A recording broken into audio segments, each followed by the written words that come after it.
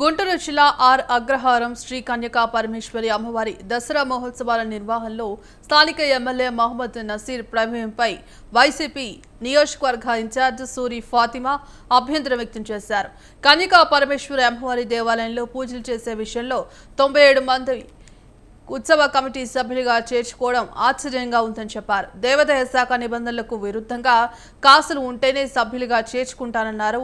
భక్తిపరమైన కార్యక్రమాల్లో రాజకీయ నాయకుల ప్రమేయం ఎక్కువగా ఉందని ఆమె ఆగ్రహం వ్యక్తం చేశారు. జరుగుతుంది అవినీతి చేస్తుంది ఎవరు అంటే తెలియట్లేదంటారా? తెలుసుకోలేము లేని పరిస్థితులు ఉన్నాం అనుకుంటారా? మాట్లాడలేదు అనంటే, మౌనంగా ఉన్నాము అనంటే మేము ఏదో చాతగానితనం అనుకోకండి.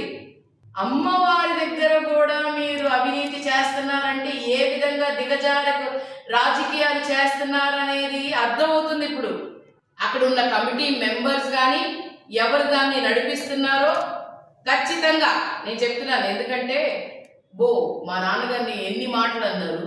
ముస్తఫా గారు ఒక నాన్ మైనారిటీ వచ్చి దాంట్లో ఏమో వచ్చి ఇది చేస్తున్నారు, అది ఇదని ఏమీ లేదు. పాపం నిజంగానే మా నాన్నగారు అయితే, మా ప్రభుత్వంలో అయితే దాని వేలు కూడా మేము పెట్టలేదు, ₹1 కూడా మేము తీసుకోలేదు.